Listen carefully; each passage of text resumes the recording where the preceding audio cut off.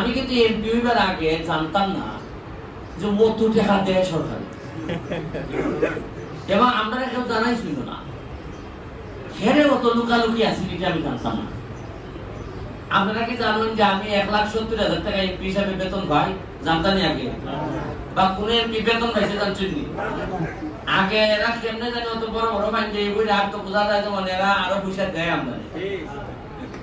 এটা আমার কাছে আশ্চর্য লাগে যে টেকা হইল জনগণের, আর জনগণের টাকা জনগণকে জানাই দেওয়ান বাইরে তোমার টাকা আইছে। আমি আসলে কিতা এমপিটা আসলে কিতা বা উপজেলা ইউনো মহোদয় বা উনি পিডি মহোদয়, আমরা কে?